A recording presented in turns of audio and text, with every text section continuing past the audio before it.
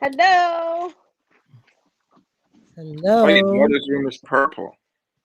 We What? are live. Yeah, my daughter's room is purple. So is my daughter's. Oh my God, Patrick, thank you so much for spending some time with us today. It's been We're my gonna be picking pleasure. your, we're gonna be picking your brain, and then whoever else calls in and stuff like that might have some more questions for you. I'm ready. Yeah, you're ready. He's ready. I'm I don't ready. know. Have you seen any of our podcasts? Actually, no, I haven't because as I So was then you can't explaining, say you're ready. I'm not. Okay. Hold that thought, my friend. You know it's bad when I didn't do my hair, I didn't do my makeup, I'm still in my uniform. I'm That's doing how it laundry still. Yeah, I'm doing laundry Been one of still. those days. Good evening, Chris. So I'm just giving a So, couple of people oh, to yeah, we've got to give it some time for people to, log on or whatever the case may be, Patrick. But you know what? They will be able to comment on Facebook and on YouTube. Oh, Yep. nice. Yeah, so you'll Okay. see the comments. Rasha will post them down below. And then we have that phone number too that's live. So some people could call in, and it's literally like a phone call. So it's pretty interesting.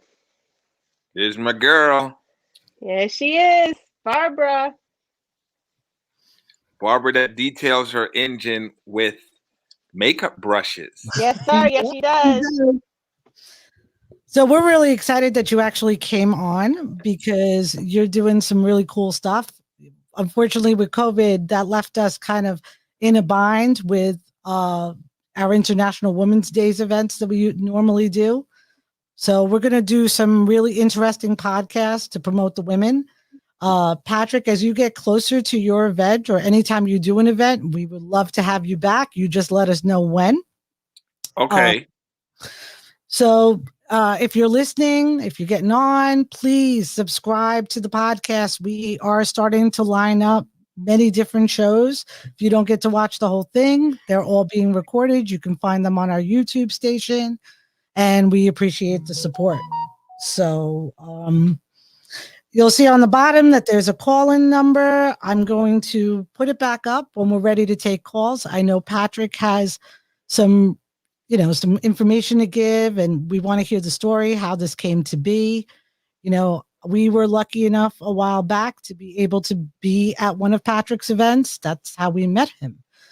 So, and that's how Mopar Mommy won her little award. Excuse us, you know. But Mhm. if you are writing a comment and you don't see it posted, And just what was that? mm, no, I don't see any comments coming up yet. No, they're coming up. I just got to post them up. Oh, okay. So just bear with us. You can post your comments there if you want to call in. Give us some time. I'll let everybody know when to call in, but we would love to have you talk to Patrick. That's the whole point of it. He's These ready to answer everybody. yeah, and the point of these Now I'm events, a little nervous. you're a little nervous. Why? No, Because you're you're on with the crazy fine. ladies. You're fine. So, Patrick, tell us all about Racing Tuners, what you're doing. Let us know what's going on. All right. So, the whole concept of racers and tuners started back in 1999. I'm a builder and a fabricator and a racer. And, the short version of it is there was a company in California that was doing a big car show, was making all the magazines. And I called them up and I said, hey, guys, why don't you bring this event to New York? And they basically told me New York doesn't have a scene. I was like, wow, really? So I said, okay. So I spoke to a couple of my friends. I was working at Sony Music at the time. And I said, you know what? I want to do a show. I want to do a show in New York. I went to all the shops that were popular at the time and I put the show together. and the show was 1999. 1999. I It was called graduated high Super school in Tuner Show. 1999. Huh? I graduated high school in 1999. Oh, okay. Did I just give away my age? No, I'm trying to think in my head, 1999, like how the car scene was then. I mean, I remember. Right. So Shea Stadium was where I held the show, and we basically shut down all the highways. And the show Wow. was a hit that it actually made it into Super Tuner. Super Street Magazine and Import Tuner magazine, which was the big magazines back then. And of course, Rolls 2000, that same show that I called and said, hey, why don't you come do something here, now came to New York. So that's how it all started. And basically, I've been in the motorsports industry most of my life. I'm of Jamaican descent, and we love cars. And the crazy thing is, I that same show that I called it, hey, is I grew up without a father, and I saw my grandmother who raised me and my mother do amazing things. So as a child coming up, seeing these women who I idolize do amazing things, and then maturing into an environment that really wasn't crediting women for their contributions, I always felt a little off with that. So when I started my shop, I offered to train women into being mechanics. And if you go back at some of my older videos, you'll see that I've had, women installing turbo systems, installing superchargers, and moving from there, I wind up having a daughter. So yay, let's continue with that trend. So, and basically just watching the evolution of the motorsports, both the car show and the racing, on an international level, and the contributions that women gave to it, and seeing the resistance that they got by their male counterparts, was always something that just never sat easy with me. As a matter of fact, in 1999, when all the other shows was going on, my show was the first show that had best of show female class. And it took a while for me to see that class actually come in shows. And another thing that was like kind of sad, because there were some women that had some amazing cars, and it's always sad to hear them say, oh, did your boyfriend build that? Did your husband build that? And they're like, no, I did it. I did it with my husband or with my boyfriend, but I did it. So just wanting to create an arena to show, 2021, we've so-called progressed this far, and me just seeing the amazing cars that you women are building and putting out, cars, trucks, bikes. I'm like, you guys need your own arena to showcase that, because the boys are always going to try to overshadow you. And I think you just need space that you can say, okay, we are female, we are motorsports enthusiasts, we are builders, and if we're not builders, we know where to go to get our stuff built the way we want it, and here it is. And that's the venue, the arena that I want to give you guys to showcase that, because I've seen some amazing builds coming from women, and I also don't want it to be an amazing build coming from a woman. I just want it to be an amazing build. But unfortunately, we have to first get it to be recognized as an amazing build coming from a woman before it could just be an amazing build, just because of, men, what they think, what they should or should not think. And, that's where the whole concept of, women in motorsports came up from. So,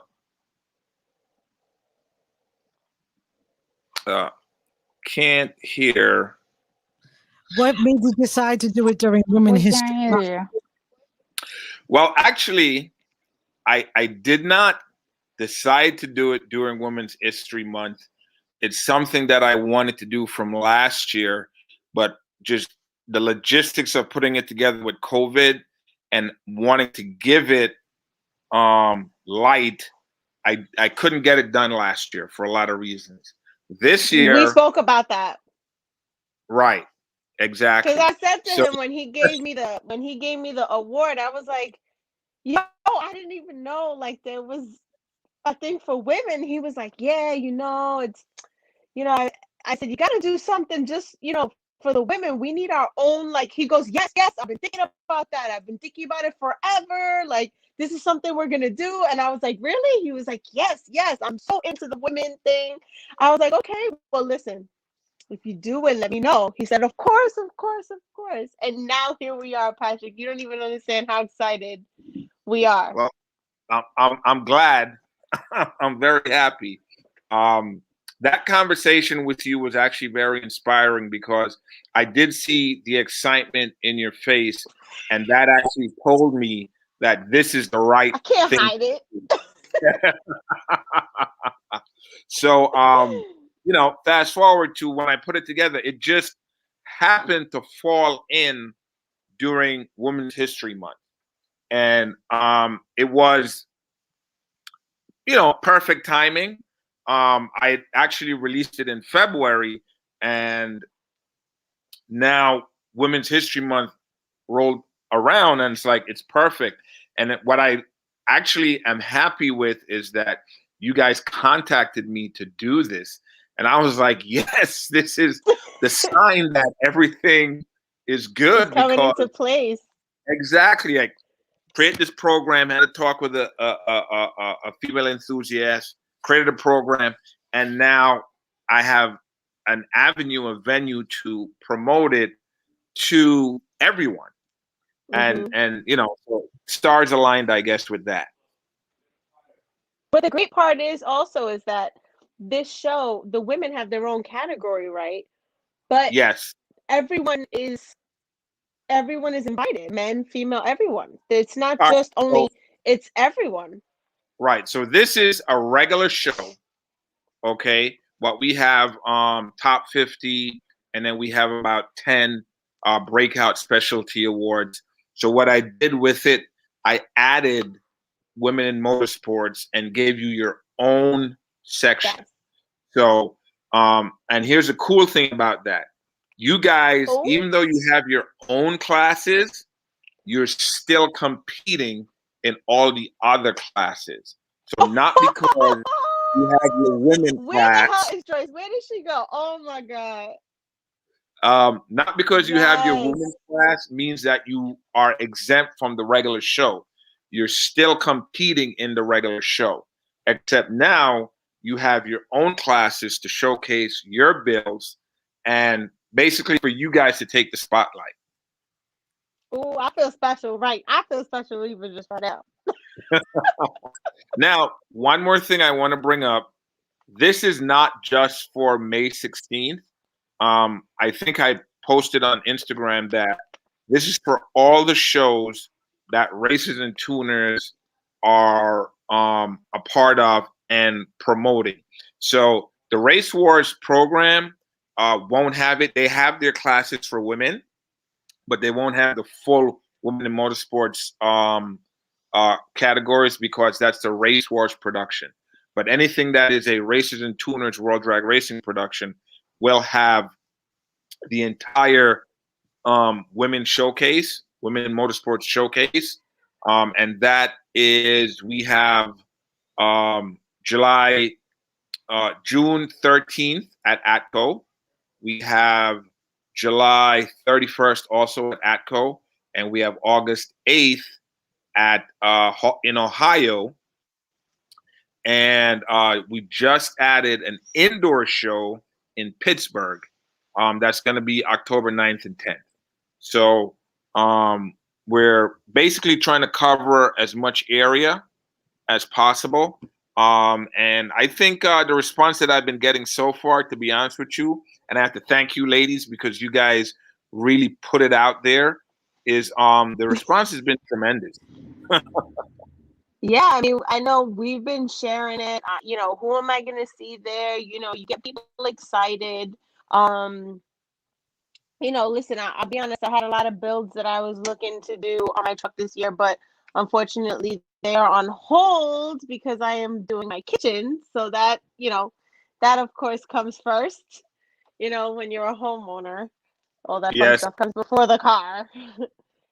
Um, but I'm still excited to see everybody. I'm still excited to be there. You know what I'm saying? Just to feel the vibes, to see, you know, this. We've done female shows before, you know, but nothing like this. You know, we do, you know, get-togethers with all the girls, and even those are so much fun just to see, you know, all the females coming out, Yes. you know, and I've seen those. You guys doing an awesome job with that. yeah, we try. So we try to go to you know, female owned businesses, give them business.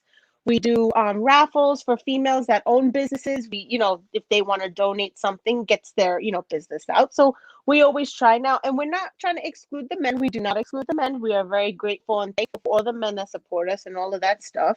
But as you said earlier, you know, I couldn't agree with you more. I feel like, you know, it's just the way that it is, you know, it's just the guys are always shining, you know, because of, you know, whatever society or whatever you want to call it, you know, and for someone like you to take the time out to say, yeah, guys, you got this.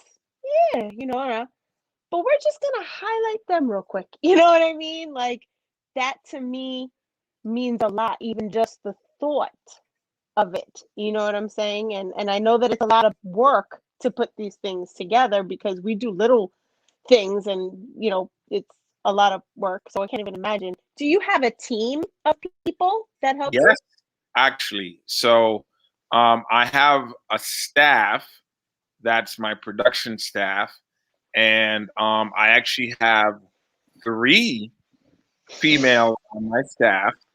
Um, 2 are car owners and builders. One actually, and I forgot, I should have tagged her on this. I think I did though.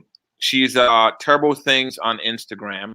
She actually has MR MX3 that she built herself. So she's actually a diesel mechanic. And That's she hot. builds cars. She drives a big Dodge Ram. We need to get her on here so she can talk about her build. If you guys want, I will set it up to have her on. You know, the next time we're on. Hit me up. We will get her on. Oh yeah, and she is, and so yeah, I have her. I have Jenny, who is my direct assistant. And I just recently got Mel B on board. She's got the Beetle with the like this car is beautiful. She's a model. She's a model, yes. We know who she is. Both ladies are models, believe it or not. Mel Except B, I one. know who she is. Yeah, okay. Michaela, which is the other one, she happens to just be a diesel mechanic. And so yeah, so together we put together. Michaela is one of my head judges. I have 4 judges. Mike heads up the judging team. We do everything electronically. And we have Sarah Grace, who is a drifter, female drifter. Her and her husband comes out and they judge and also work as staff. So I have a team, an immediate team of 5 people, and then everybody else kind of just volunteers for like parking and getting the show situated. So yeah. Honestly, what you're doing is really cool. I mean, from us, I mean, we have our little ladies first things that we do. but I know what it's like to put on a big scale show like this. You know, I have been lucky enough to have our team, but a lot of times when you're the person that's trying to be the focus point and get these things off the ground, it's a lot of stress. It's a lot of work. Well, Different. yeah, it is. It is. But when you enjoy it, it's actually not like they say, if you do something you love, you don't work a day in your life. And I'm a firm believer of that, even though, like you said, it's a lot of work. But what I get pleasure out of, being a builder and a fabricator, and a racer, is seeing people enjoy the event. And that's one of the reasons why I create my events the way I create them. Because, first of all my events are always family oriented. I'm a dad. I have one daughter that's biological and one daughter that's, inherited, let's just say. But they're Bonus. both girls. Yeah, bonus.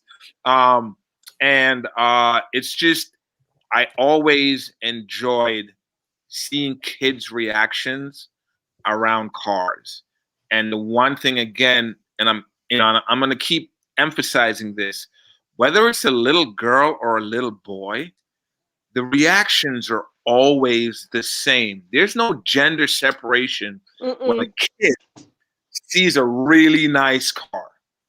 And, and that's what I want to just promote, is that at a young age, a girl and a boy has the same level of enthusiasm when they see a nice car. And the boy could be on his motorcycle and the girl could have a doll in her hand. But when they see that car, the enthusiasm, the excitement is identical. That's why I miss my purple rims. Because I remember little girls used to be like, oh, look, they're purple. Exactly. And it's just those things that really make it, for me, why this is so much fun. It's seeing the family unit. And then one of the things I always did was I always tell people it's a family show. You can bring your partner. And I use the word partner because if it's a woman, bring your husband. If it's a man, bring your wife or your girlfriend.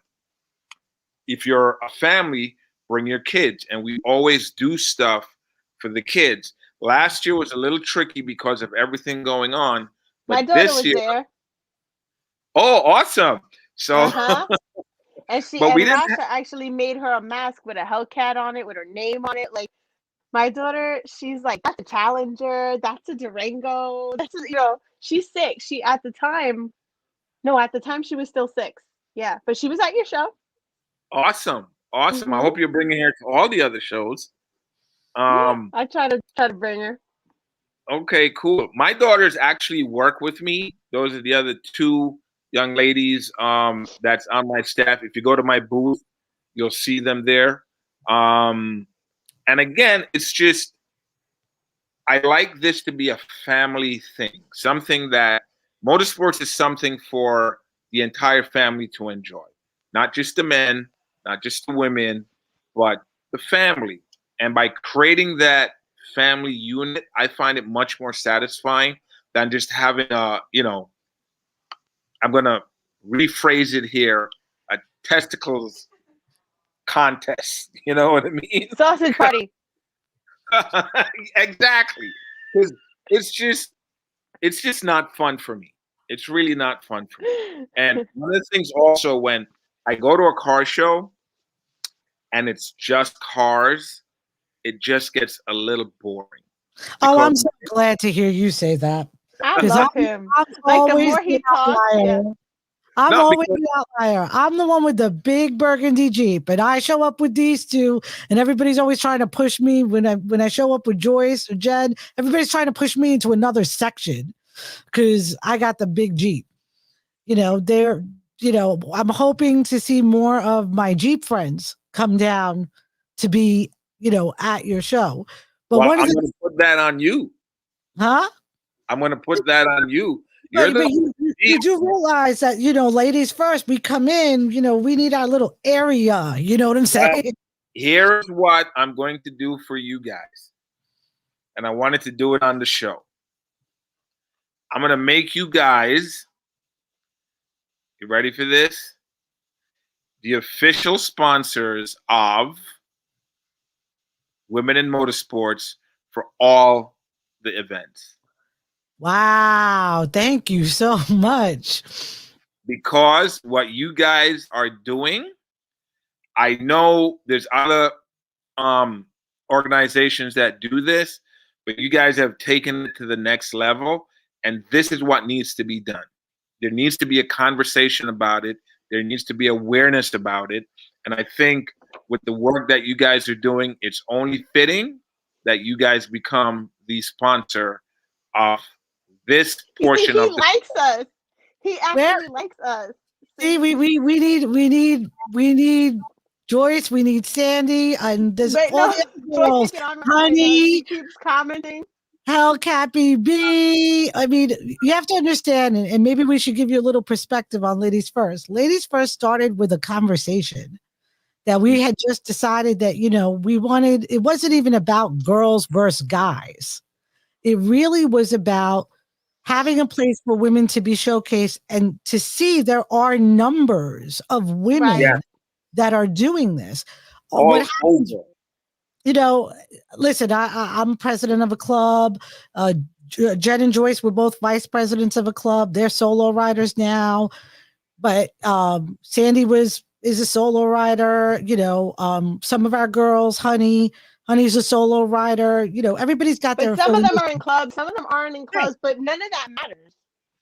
But at the end of the day, what ends up happening is that when you roll in with your clubs, you become one of many. When you roll in with Ladies First, you become part of a female community. And that's what we had set out to do. And it doesn't matter whether you're a biker, it doesn't matter whether you're a trucker, it doesn't matter if you're a woman that drives a mommy mobile, but is a car enthusiast. We welcome all. So when we see somebody like you who says, I want to welcome you, we appreciate you, because eventually what we would like to see in the community is that there is no more a female enthusiast. We are respected enough that we are another enthusiast. I love the fact that the women are getting highlighted, but there has to come some point in time where we don't need to be highlighted for people to pay attention that we're here. And you know, it's very interesting that you make that point, because the level that ladies are now on an international level, I'm surprised that the identification is still there. I am and I'm not. I'm surprised because you guys are so vast in numbers now that it shouldn't be female, male. It should just be enthusiast. We know the society that we live in, it's shifting, it's changing, it's slow. So we have to just kind of help it move along. So, you know, I strongly believe there will be a time, maybe not our generation, but our kids' generation, where it won't be she's a female enthusiast. It'll just be, oh, like you said, exactly like you said, there's another enthusiast who just happens to be female. I think the other thing that a lot of people don't realize is the other stipulation, which you and your shows is going to help us get to. Yes. Is that a lot of people assume that just because we're a woman, we're one of two things. We're there to follow the guys. You know, I always run into situations. I have a supercharged Jeep.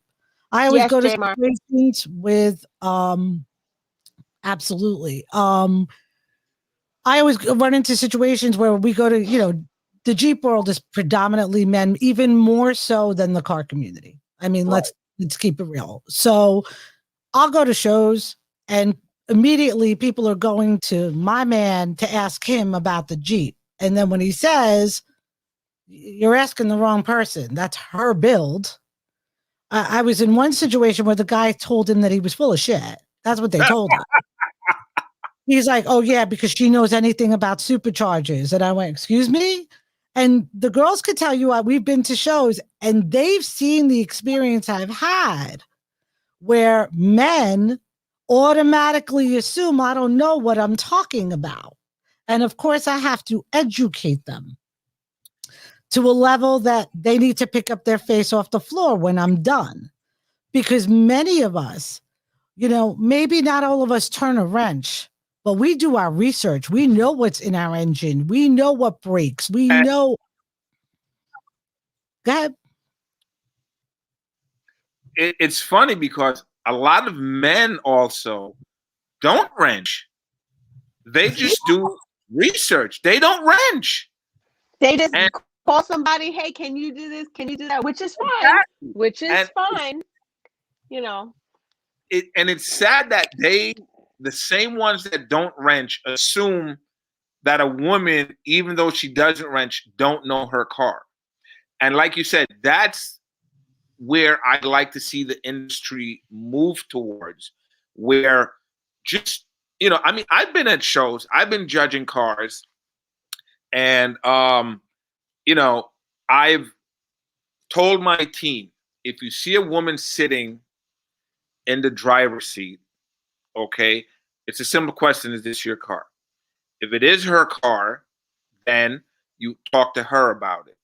I've had situations where I've judged, and I'm going to name drop, Vorch Society. Great kid, does great productions at his show. I was judging one of his shows 2 years ago, actually, and a young lady came out with a very nice build, and her boyfriend was there. So I said, whose car is it? She said, mine. I said, okay, talk to me about your car before I start judging. She says, oh, well, talk to him. And I said, why? She says, oh, because I don't know. I said, is it his car? She said, no. I said, so why wouldn't I talk to him about? Because all the other judges at shows wants to talk to him. That had me inside very irritated, because as someone who wants to see women progress in motorsports, her just taking that back seat on her car was irritating. So I smiled and I said to her, I want to talk to the owner. I said, if you tell me you don't know about your build, then I will talk. She said, oh, no. I know everything about the build. I said, so then do me a favor. I'm going to judge your car now with you. Any show you go to after this one, and a judge tells you he doesn't want to talk to you about your car, he wants to talk to the male person that's there, tell him, go explicit himself, and if you're going to judge my car, you're going to judge it with me. And you want to your car, girl, and drive right the way. She knew everything about her car. She knew her air pumps. She knew what rims she got, the brakes, the exhaust, the intake, the Styes engine. She knew the stereo down to the custom stereo. She had the Alcantara wrap that was done and what shop it was done by. And when I was done with her, I said, don't ever let a man talk for your car. I said, you actually know more about your car than most of the men that I've judged leading up to you, and probably most of the men I'm going to judge after you. And that's just an example of, I don't want women to take a back seat to your build. Don't.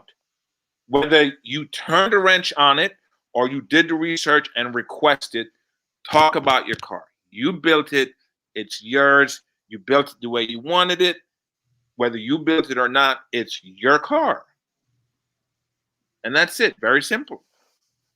So, and we need more people. We have been very blessed. Most of us, Joyce, Sandy, myself, all the girls, Jen, we've been very blessed in the fact that there are a lot of men that are very responsive and very protective and very supportive, over us. And I always try to say to these guys that look at when we pull in, like, oh, it's like it's a bar and somebody's going to get somebody's number. you kind of turn it around and go, listen, one of us could have been your daughters. Would you talk to your daughter with that mouth? But then at the same point, we also ask the women that in order for that stipulation to be changed, Oh we my God. Say conduct it, girl. ourselves.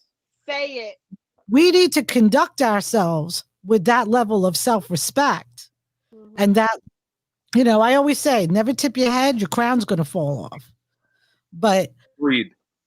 At the same time, people to always, people say to me all the time, you don't show up to this, you don't show up, or this is the latest thing. Listen, if we're going to make a meat market out of the fact that we're women in the car community, I'm not down with that.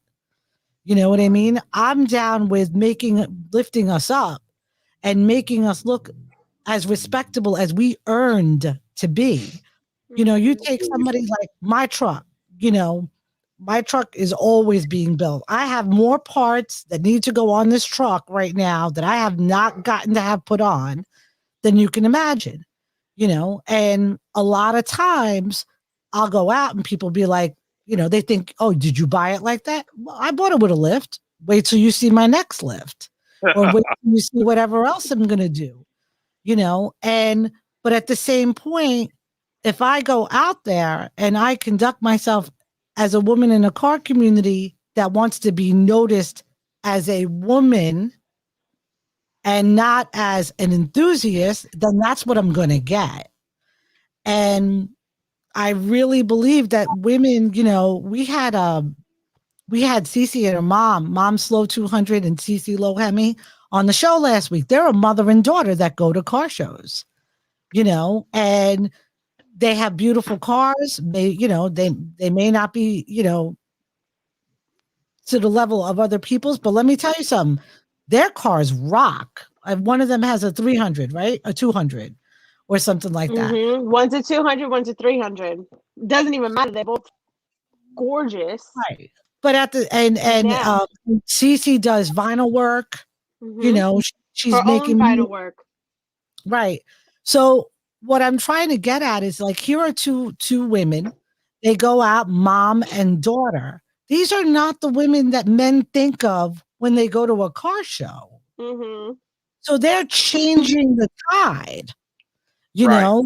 and we need to continue to do that. Yeah, we all, listen, right now, I was in Corona Central. That's my job. So I came home. I didn't want to cancel the show because Patrick was coming on, and this is me. But at the same point, we like to look good. We like to go out. We like to dress to the nines, but we also deserve to have that respect that that brings me to the next topic, which I wanted to talk about. There are models in the industry that initially came in as models that are now car enthusiasts. Right. And there's attractive ladies that are not models that have cars. And one of the things I want to somehow get men to understand is when you see a woman, the word I'm going to use is sexualize her, especially at a car show, because a woman is still a woman. And this is what I have conversations with my friends about. A woman is still a woman. Okay? She still likes to put on a skirt. She still likes to put on heels if that's what she likes. She still wants to put on makeup. Okay? And if she goes out in public like that because she feels good about herself, it's for her, not for you to basically make her an object. And my friends argue with me, like, oh, but you always have attractive girls. I said, yeah, but see, the difference is they are attractive, but they're there to work. If you see the girls on my team, I don't treat them any different than the men on my team. If your job is to judge a car, you go judge a car. I don't care if you're in tight jeans, heels. I don't care what you got. Go judge a car. Where's the score sheet? Why'd you score it this way if there's an issue? It's equal. And I love an attractive woman standing next to an attractive car that could tell me every inch of detail about the car, because you being a woman has nothing to do with you being an enthusiast. Say it again. Nothing. Say it again. And here's a little thing from Joyce. There's a lot of people new to the car scene that want to be clout chaser and don't know anything about cars or the scene and make it hard for us. So by you saying that, like, look, perfect example, Joyce. Joyce is always dressed to the like, always dressed amazing, full face and makeup, hair, accessories, done. It don't matter if it's before bed. She looks like that before bed. Okay. So she's not doing it for a car show. At any point in time when you call this woman, she's completely done. Okay. Me, this is what you get.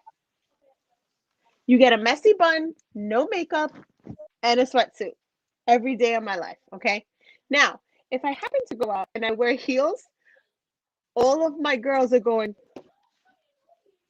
where you going? What the? I'm like, I feel good today. And the beauty of it is that is your choice. Right. But there's where what you're saying, there's a fine line between it, because now you have, when I do choose to do that, and I actually, Rasha, I want you to listen to this because I thought about this the other day. I think the reason why, and now that you're saying it too, Patrick, it's starting to like puzzle pieces are clicking. I think that I don't dress up sometimes because I don't want to put the two together. Me being at a car show completely dressed in my car, I'm trying not to sexualize myself. But the way that you explained it was, if you get dressed, you do it for you. Which you're right. I would do it for me. I don't do nothing for anyone else, ever. My car always looks better than I do. And sometimes exactly. I'll bring it to your show with mud on it and tell you it's because it's a Jeep. Get over it. So like that whole sexualization thing, and then you have models that will model in front of cars, but you don't know they have their own cars. Just because they're modeling with your car doesn't mean they don't have their own somewhere in the back or have a build at home and they're just working your show. Here's the funny thing. That's where the lines get blurred, 3 models for last year hit me up and said, hey, we want to come to your show. We want to model at your show. I said, okay, come on down. One came in a fully decked out Mitsubishi Eclipse, okay, turbo, front mount intercooler, done up interior. The other one came in a DC5 Integra, supercharged, intercooler, race interior, everything. And she basically said, yeah, I know it's not pretty, but I don't care. It's fast. I like to drive. And the other was Mel B. So now they came and I said, okay, 3 models with 3 cars. Then 3 more girls showed up that looked like models, dressed to the T, but they weren't modeling. They came to show off their cars. And I'm like, wow, like this is awesome. And guys are taking pictures and everybody's walking around and it's like, okay, these guys are modeling and they have cars, and these guys aren't modeling and they have cars. They're all women. They all look nice. Okay. And fortunately, I had an older crowd at that particular show, and it was nothing but love. Nothing but love. And that's what I want to see. I want to see women get the respect they get at a car show because they're at a car show. Was it the show we were at? No. The show we were at, we'll just over that one. This was at the Englishtown Drift event. You don't want to talk about that show? You sure? I mean, we can fill people in. We got you. We're gonna leave that in 2020. But we became best friends because of that show, okay? Exactly. We became best friends because of that show, okay? If that Wait. That was the show. That was the show. We've talked I about the remember show you on the texted podcast, right? That was the show that we'll just say one of our people was yelling, and we didn't realize that was a New York State Assemblyman.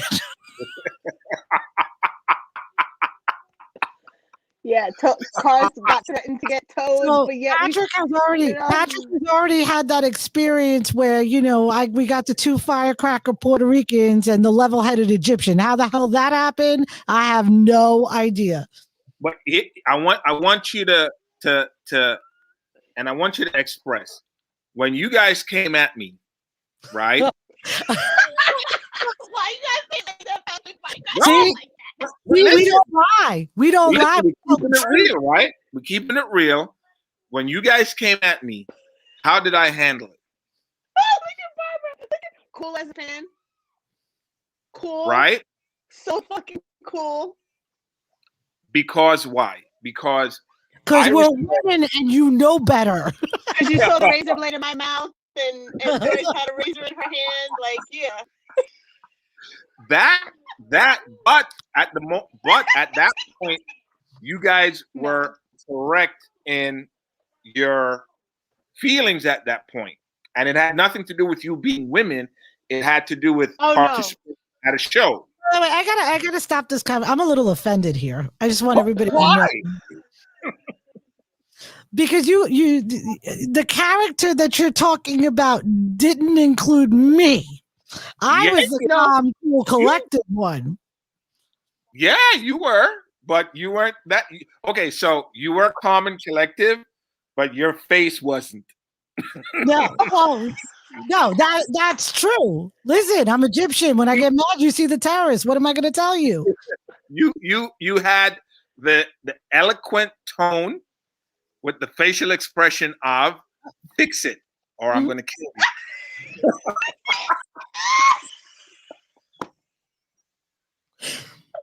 Yo, I can't. If you only knew prior to the time that you walked up when I had a finger in my face. I had Joyce laying on her car going, let him try to tow it. It was just, there was havoc. And that's why I want to say, I don't really want to talk about that event, because if you've been to my events before and after, nothing like that. No, I got nothing to do with you. I gotta say something. Patrick, listen, there's no doubt about it, man. He made things right. That was the first time we met him. He's still speaking to us. So that's a plus now all of a sudden. Yeah. But the point is, listen, I'm gonna say it flat out. Jen, Joyce, Sandy, Honey, all the girls, all the ladies first girls, they all know the day of a show or the month before a show, when we do the big shows, like when we did Toys for Tots this year, everybody knows I'm a very particular person.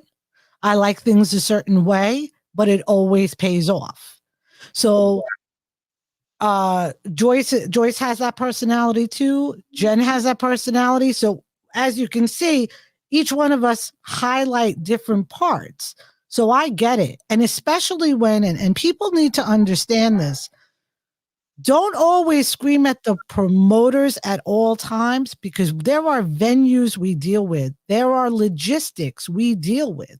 And unless you've actually done a high volume show, you have no idea what goes on behind the scenes. In our case, Patrick just walked into, we didn't know who Patrick was when he walked in.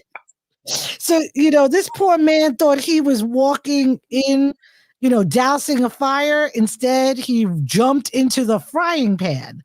So, whoosh, that was it. It was over. But Patrick, I just want to do a shout out to Eli from East Coast Durangos. He did a fantastic job linking all the Mopars and everyone together, and I just want to shout him out for that. And he was also a little upset because he's like, this is something we put together for us, and it didn't go the way it should have. But he also understood. But I just want to shout out to him because I think he did a phenomenal job introducing me to you ladies, first of all, and also just the way he helped manage everything inside this to get it going. Great guy. I think his site's really good. And I love the fact that he's showcasing Durangos and everyone that has to do with Durangos. So I just want to shout out to him. And he'll be with us this year. So, but yeah, let's can we move to 2021? Thank you. So on another note, and the phone lines are open if anybody wants to call in. But on another note, so everybody always poses this question. So here are my questions for you. Number one, what are the stipulations for COVID? Because I know ACO, that there's got to be, stipulations. Is everybody to wear a mask? Are those lifted? What do you want to happen for everybody's protection? All right. So for COVID, we are still COVID compliant. So we do have the hand sanitizer stations. We do require you to wear a mask unless the show is in June, unless it's lifted. Before that, until such time, you have to wear a mask. We will provide hand sanitizers. We want you to have your own. If you are in a crew and you're familiar with the crew, you don't really have to social distance. But if you're not, and it's someone you're not familiar with, please observe the social distancing rules. So as of now, everything that has the COVID requirements will be in effect. So yes, you have to wear a mask. Yes, you have to observe the 6-foot social distancing. And yes, we recommend that you hand sanitize every area you go, and we will have the hand sanitizers there for you also. And we're going to try to do as much ticketless sales as possible to reduce the. I have a question about the tickets. Mm-hmm. Are the tickets okay? For example, because I know I'm going to get questions about this, and I got questions last year, but I wasn't sure. The tickets are per vehicle or per person? Okay, so the ticket will get the driver and the car into the show. Okay, if you have a passenger, they would have to pay the spectator fee. So it's for the car show, it's driver and car. And if you have a passenger with you, that passenger has to pay also. What we do is if you have a child 5 and under, that child is free. If you have a child 12 to 5, that child is $5. Okay? So again, we try to really encourage the family unit to come in. One of the other things that we're going to be creating this year is a family package. So, if it's the mother, daughter, mother, husband, whatever it is, if it's a family unit, you get a discounted price. Also, if you're showing and you're bringing your family, we give you a discounted price. All that has to be done in advance, though. And yeah, basically, apart from that, it's just regular spectator tickets. So yeah, it's pretty simple. Hey, hi. Oh my God, she's adorable. That's the one that likes the car shows. What's your favorite car? They can hear you now. What's your favorite car? She's the one that came to your car show. I hope she comes to the next one. You're gonna come to the next one with mommy, right? No. That's Torrid. She's asking if you're the guy that gave her the mask. She got a mask from Torrid with the Hellcat on it. From Dodge, actually. Nice. Yeah, she'll be there. So Hellcat BB is asking if you're on the flyer, you still need a ticket?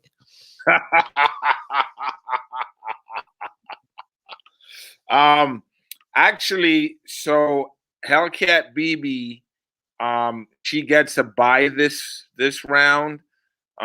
She was another one that was not happy, so I promised her I'll take care of her. So I will be pre-ordering my ticket. I am not playing. Well, so here's the thing. So for the May 16th show, It's just a show with the drifting for you guys to see the drifting. But for June 13th, it's drag racing and drifting. So if you guys want to put your vehicles on the track, let me know. We're gonna make that happen. And I have a little special announcement for that also, but I have to save that as it gets closer to the show. But you're going to be back on before it gets closer to the show. Oh yeah. Oh yeah. Oh yeah. I'm going to hold you to that. Absolutely. Don't make me like stalk you because I'm very good at that stuff. No, listen, you don't have to. And I don't mind. You know, you're an attractive lady. I don't Not right now. But what else did I want to ask? Joy, he's back. I'm back. Sorry, I was having issues with my phone. So you missed our little conversation about how Patrick met us last year at his car show. And I apologize for that. No apologies needed. No apologies needed. But All right, I was so, a little, not a little upset, but I was upset how things were handled. No, you weren't. You were just fine. 2021, we're doing better. We got our own stuff going on. 2021 we're is a excited. different ball game. Different ball game. Yes, I'm excited. So excited. So, any other questions you guys have? I'm surprised nobody called in yet. Right? That's because he covered everything. Everything that we wanted to know, he done said it. He went through. Yeah. Well, let's now, here's a story that I want to tell you guys. I did a little research because I'm like that. So, so you were stalking us? So here, this is a story that one of the reasons that got me wanting to do this. And I'm going to go back to a little bit about my family, but after I say this. So there's a lady called Clara Marion Wagner, whose father owned Wagner Motorcycles back in 1891. You guys are familiar with her? Okay. She won an endurance race on a motorcycle. She was basically the first female in motorsports. And yes, it was a motorcycle. Here's the sad part. She won the event and she was not given the trophy. You know why she was not given a trophy? Why? Because she was a woman. How sad is that? Very sad. Okay. As a father of daughters, as a man that was raised by women, and seeing, again, I said this earlier, the strength that these women endured to raise a family. My grandmother had 6 kids. My mother has me at the time. I had 2 sisters. And to see what they did, you know, and watch men sit on couches and women do everything else. And because they go out and make the money, come back home, it's like, bro, you're physically, maybe you're strong, but in the grand scheme of things, you're not.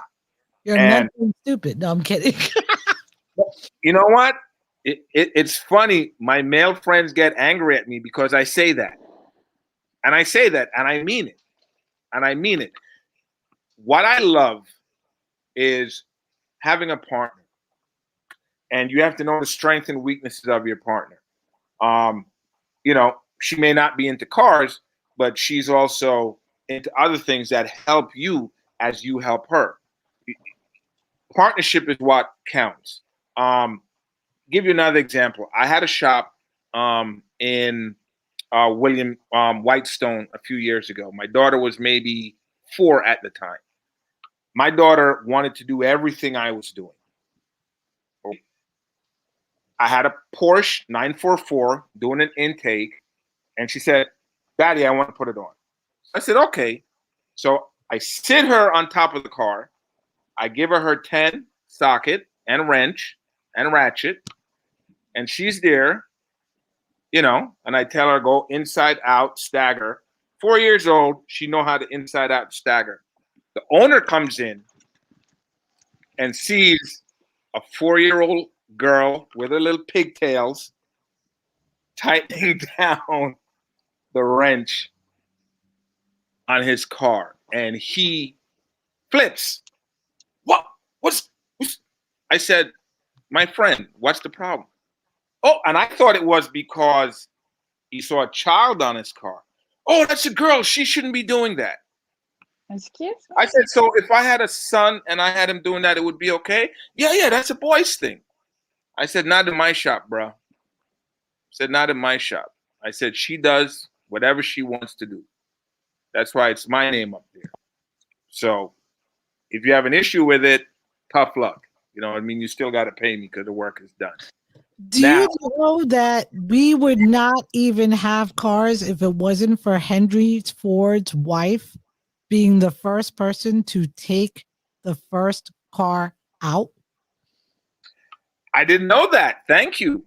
A lot of people don't know that Henry Ford, his wife, was actually a mover and shaker behind the Ford Motor Company. And she took the car out. She was the first one to drive the car. Wow. I didn't even know that. That's amazing. A lot of people don't know what's behind the scenes, and a lot of people assume that certain things have transpired and that this is male dominated. Okay, so it's male dominated, but listen, I'm not trying to take it away from the guys. Please don't get me wrong. You know what I mean? A lot of guys have developed gorgeous cars. A lot of the things that we have originated from a guy. I'm just trying to say one thing, and then you could continue. It's not taking anything away. It's giving credit where credit is due. That was what I was getting at. Absolutely. That's exactly what it is. And to be honest with you, a lot of men won't admit this, but it is the women behind a lot of the men that that are successful, that have successful companies, that have achieved certain levels. It's the woman that is behind them that is encouraging them and motivating them, and at minimum, giving them the support they need to be able to achieve that. And there is a fact, this statement is a fact, behind every successful man is a good woman. That is fact. That is not fiction. That is not made up. That is fact. He said the man time is up. I'm reading everything. I'm reading Are you everything. reading what Big Neff is writing? Who is Big Neff? Anybody know who Big Neff is? I don't know, but thank you. Yeah, he's one of my followers, and he always supporting us. Like, even though you guys don't say, but yeah, he's always supporting the ladies of the car community. So, and he always he share events and stuff like that. So yeah, it's hard. Some people they don't recognize that, but we are behind everything. Even if we're not in front, we're behind everything. So, and we support our husbands, we push them to be better. And, the same thing in the car community. We're here trying to fight and make the car community better than what it is right now. Trying to show the young guys, it's not only about the cars either, it's, to help the community. So, and some people they don't see that, but that's how hard, Rasha, Jen, and a lot of the girls, our friends, that they're working on it. They're working on, to make the car community better.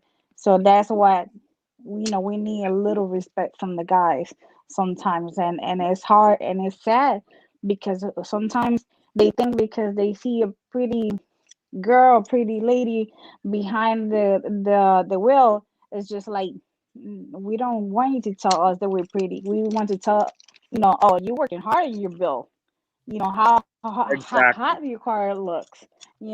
So Exactly. Like, the way I look at it is, if you women come out decked out, you know you look good. You know you look good. You're going, if you wanted to be told you look good, you'd go to a party, right? That's right. If you get decked out because that's you and you go to a car show with your car, you don't want someone to tell you you look good, exactly what you said, right? You want to be recognized for the vehicle that you brought to a vehicle event. You just want to look good for you or, in public presentation. But you're not there for Because yourself. that's who I am. Like that's We are. I like. Yeah, Echo, you missed I it. was building on that. Patrick, I got a question for you on a different aspect. Sure. Obviously you're a mover and shaker in the community, and you probably see just as much as we do about the drama and the little bickering and the arguments and the things that are going on within the community. How do you feel about it?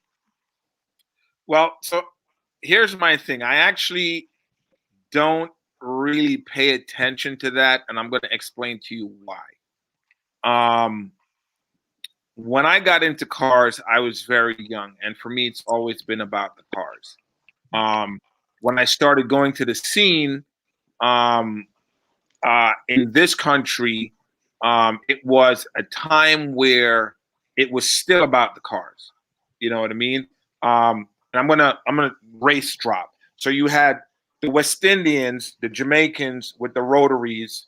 You had the Puerto Ricans with the Toyotas and some rotaries, and then you had the Italians with the Mustangs and the Chargers and the Camaros, right?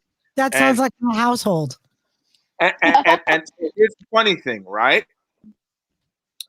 We would go to Fountain Avenue in Brooklyn, right? And we would post up, and everyone That's would where come. I'm from. Exactly, you know what I'm saying? And everyone would come, and the Jamaicans with the rotaries, the Italians with the big blocks, and we set up our races. We go race, win or lose. Okay, we'd come back, shake hands, loser paid up, winner was happy. Next time, no problem. Now, the younger generation, it's not about the cars. It's not about the scene. It's about your ego. It's about Yes. how I imported this rim from Japan. It's about who so and so, built my Or who has more power? Exactly. You know what I mean? And it's But it. Patrick, do you remember back Yes. in the day? Say Was again. this shit? Do you remember? Was it every night or was it a few weeks where it was the build up? Oh, we got 3 weeks. We got da da da. We got and the build up of it, right? The excitement. Oh, I'm gonna see you next week. You got this. I got this. Da da da da da. It And it wasn't was every single night, every single weekend. Like people don't realize when, like to me personally, because I know exactly what you're talking about because I am from Brooklyn. I've seen those races. I've been to them growing up. I was too young to race, but I would watch them, yeah, right? For me, it was exciting because you were like, yo, once a month, I'm telling my mom I'm here, I'm really there, and we're gonna watch the races. Like it was exciting. There was a build up. exactly. Now it's boring to me. Oh, we're doing this and we're drifting and we're blah, blah, blah. I get it, but it's every night. I just go onto my IG, it's there. There's no Exactly. And there's no the excitement to it. There's nothing to look It's forward not. to anymore. So it's boring for people like me. for It's not. what you're saying is exactly correct. There's no. They have basically taken the anticipation factor, the excitement factor, the looking forward to factor, and I think in general as Mhm. humans, that's what gets our blood going. We Not knew only that, before it was about building the cars. Now they're that destroying the cars every time on those car meets. They're, and I don't have anything against, but I think it's just like Jen said, it's like every single day. So that make it hard for the people who really love the car scene, because you So go to do a car meet and to park and chill with your friends, and guess what? You need to leave. You can't be yeah, here. there's just some idiot doing something stupid. So to answer the question of the drama, I think car scene right now needs to grow up. And when I use the term I grow up, agree. I mean they need to understand that, okay, you have a powerful car, you're out there sliding, but you're not talking about when someone gets hurt. You're out there, you're doing all these takeovers. Every Now single the city, week. now a guy who's nothing to do with the takeover, he can't drive through 42nd Street anymore because they see his rims or his wrap or they hear his engine and they're pulling him over. Why? Because a bunch of, and I'm going to use the term Idiots. moron who thought it I was do it for cool, you, idiots. okay, went and basically effed it up for everybody. And that's what it is. It's like, you guys need to grow up. You guys need to understand that this scene is about the cars and about the time and effort and passion that goes into the cars and not your damn egos, not your adrenaline rush. Okay? You want adrenaline rush? Yeah, you could, I'm going to keep it real. I don't support street racing anymore. And people say, oh, but you used to street race back in the day. It's different. It's different. We were young, just like they were young, but we were brought up in an era where you respect the game. You respect Respect, the people. loyalty, Oh my honesty. God, that is Three so things true. nobody knows about nothing. You have to have integrity and you have to have a certain amount of respect. Let me tell you, and I don't know if I should tell this story, but I'm going to tell it. Why I stopped street racing. It was, I think it was 90, no, it was like 2001, 2002. We go to a location that I'm not going to say, and we have a car, and these young kids come up to us, and they're like, hey, we want to race. We want to race you. We hear you're fast, right? And it wasn't my car. And I'm like, nah, we're just here to chill for the night. They're like, nah. So my friend is like, what the hell? 500, what you got? They look at the cards, they had a nice build. And we're like, okay, let's go for it. We go to the Mexico, call it now. We race, my friend wins, we come back to the spot, and instead of getting paid, we get a gun pulled on us. And Wow. the importance of telling this story is this was when the shift went from having integrity versus having an ego. But Because this you, keep happening. It's just people don't say anything because they're afraid to say something.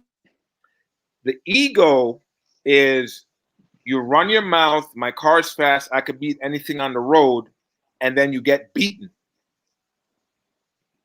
Right? You get beaten, and rather than manning up, and I like to use the term manning up, excuse me, I know this is ladies' show, okay?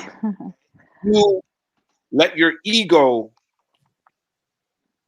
create a scenario that is unsafe for everybody over a race that you came and asked for. And that was my last Yeah. time going to a street race. Why? Because it's not the same. At Fountain Avenue, win or lose, you come, there's a handshake. I'm going to get you next week, or I'm going to get you in 2 weeks. Here's your money. And that's it. I And come from a different time. Now I'm going to show my age. See, y'all were out there trying to like make money. I was out there turning around and saying to everybody, hey, listen, just because I'm a girl, I had my Nissan 300ZX. This was back in the day before we did all the mods. When you drove with what you had, and that was it. There wasn't any of this, you know, I'm a lot older than most people. My Stop it. goal, I was. I mean, I've been driving cars. God, my father had me driving by the time I was 13. By the time I was 17, I was racing. And I was racing for all the wrong reasons. Guy told me, "Oh yeah, you got a 300ZX, but you can't drive it." Oh yeah? Let's go.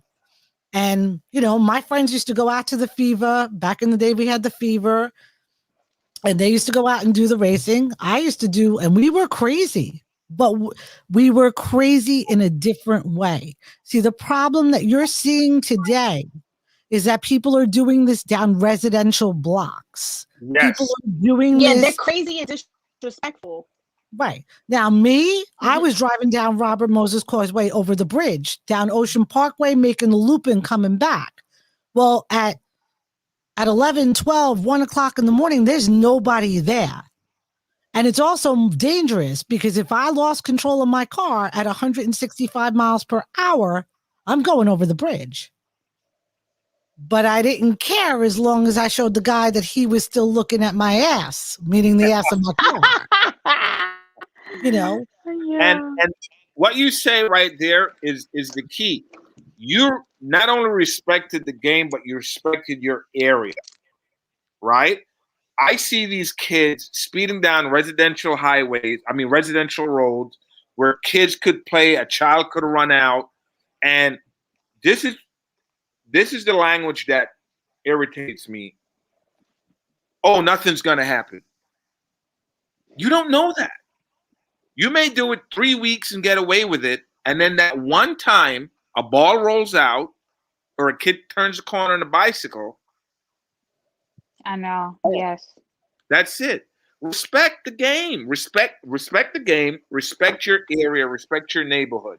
But even now, with the sliding and all that stuff, they want to record everything. Bam, they're getting hit. Bam, you're getting hit. The car's out of control, knocking 3 people out. Oh, they're sliding and they're taking, so everyone's putting themselves also now in danger. And the reason why, Not exactly. Why they make those videos. People, to put it on not only the Instagram people go ahead, I'm sorry. or whatever, Yeah, and not only the people for who are Instagram, driving, right. but the people who are like taking videos and stuff. Everyone is putting themselves in risk for what? To put a video on Instagram? Like, give me a break. You're putting your life in risk. And here's the thing that I'm going to play devil's advocate, right?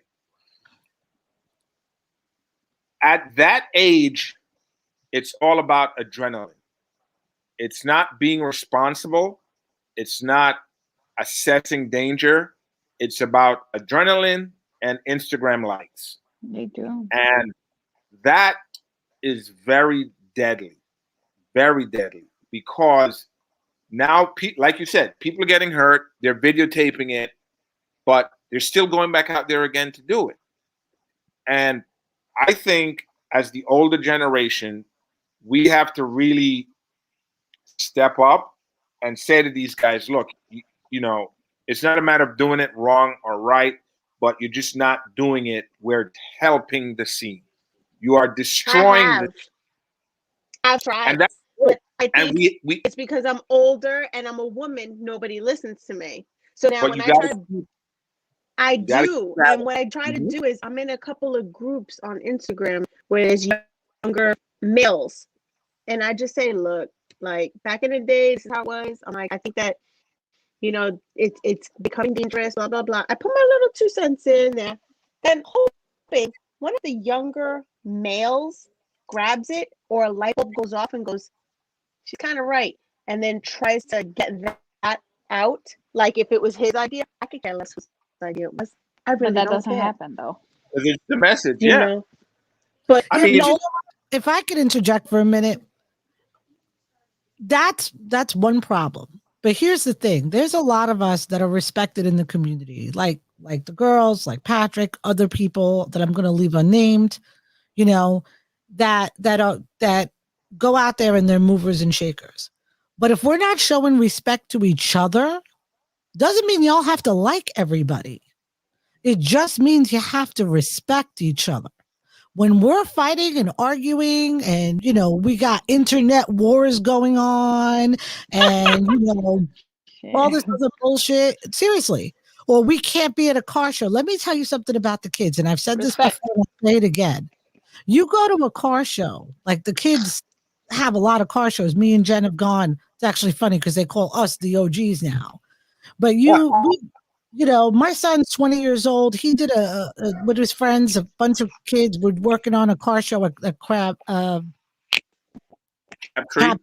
Captree by us.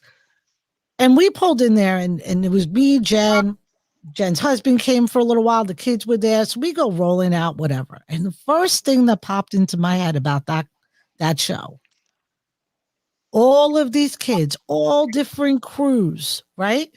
You wouldn't know one from the other. They were all vibing with each other. There was no fighting. There was no arguing. There was no, I can't speak to you because you run with that crew. We're adults. We can't even do that.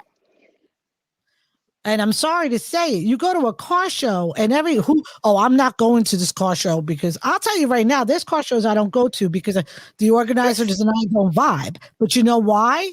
Because I respect the scene enough to say if I go there and there's drama, I wouldn't do that to anybody.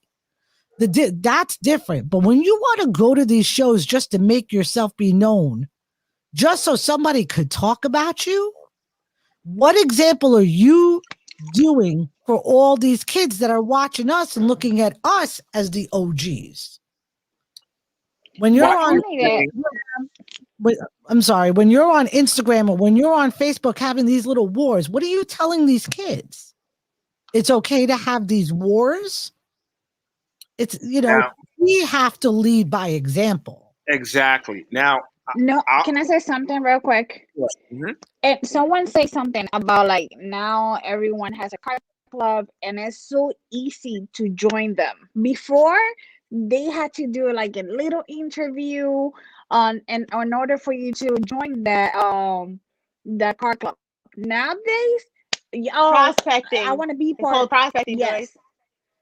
So it's horrible. You know why? Because if I have a fight with that car club, then the other car club, I can go there or they start fighting and you see all these people. Like I saw a video like 2 months ago, right, Jen? There's two new car clubs fighting in a parking lot. Mm-hmm. So what's gonna happen now? So everyone who is part of those two car clubs, and they see each other, they're gonna start fighting everywhere. Well, So I And don't then if feel I have my safe. kids there, Exactly, I don't feel safe. let me address that. There is something that needs to be put out for people to understand that you join a car club to be part of a community and encompass and engage other car clubs as part of that community. The purpose of a car club is to identify yourself, okay? But not to create sides or create wars, okay? One of the things that I notice, and when it's come to my attention, I always ask, why? Oh, because he said something about so-and-so car. So then, wouldn't it be more appropriate to go to this person and says, hey, look, Thank you. this is your build. This is my build. I respect your build. Please respect mine. And again, let's respect. There's no exactly respect. let's do this for the It's community. one word, literally, that could fix so And much shit. And again, Just one word. I would go with so much ego. Like, it's not about whose car is better or whose car is worse. Okay, it's about how much passion does this person have building his car, and you have to agree to disagree. You don't like the things he did to his car, but he did things to his car. It's not stock, so respect that. I'm Respect it. sorry. I gotta be honest with you. That's way too much energy for me. If I don't like you, I don't care. If you build your car, listen, I never built my truck for anyone.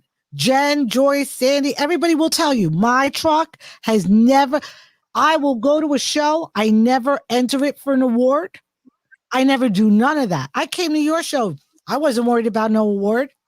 I have a supercharger. You see the intercooler. You don't see me opening up my engine. You know why? I built it for me. So at the Right. end of the day, your beef, you like it, you don't like it. I see yours. I like it. I don't care. And that's the problem. Everybody's putting way too much energy worrying about what everybody else is doing instead of worrying about yourself. Or what And- everybody else is thinking. People care And what people that's think. exactly what it is. Unfortunately, not everybody thinks like you, though everyone should. They don't think like you because everyone wants what I call that 5 minutes of fame, and they feel that their car is the way to get it. The problem is you should always, anything you do, and this is what I tell my Yes. daughter, anything you do it to make you happy. Because once you're happy, doesn't matter if they like it or don't like it. It doesn't matter. But if you're building something for other people to like and admire, the first person that puts down something on it or something that you're doing, you're going to start second guessing yourself. You're going to start questioning your individuality. You don't ever want to do that. So anything you do, be it art, sports, whatever you do it for you first. And then if people like it, great. If they don't, great. Either way, you don't care because you didn't do it for them. The problem that we're having is these kids are out there doing it for, like someone posted, doing it for clout. They want to be the man or the woman. You know, they want everyone to come around their car and look and be like, yo, this. The problem is now they get that attention, and And here what do you do comes with another it? car, right? And the other car comes in, and the other car is just as nice. What happens? Oh, they start walking around. His rims ain't real. His rims are imitation. Who cares? They look good. That's what I'm That's not a real saying. car. Like, My Like- truck is built off a damn Craigslist, and y'all still don't even know the difference. So what difference does it make? But And even that's the point. and even they- with the attention, what do you do with that attention? So here's this Exactly. what I try to explain to people.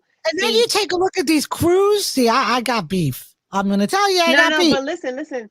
So here's the deal. For example, I live in Long Island, right? I'm really a Brooklyn girl.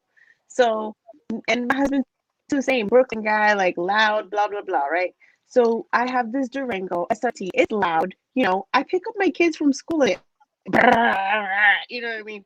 So when we're doing, events and stuff like that, I have a couple of moms that see the stuff that I do, and they're like, "Oh, you do this and you do that," which I really appreciate their support because a lot of them are very, very supportive, But it's just like, what did I choose to do with the attention that I get? Now, mind you, I had a GT before. I was just as popular with my GT that I am with my SRT. So it's really not so much the car. It depends on the person and, the way that you are. But what do I choose to do with that attention?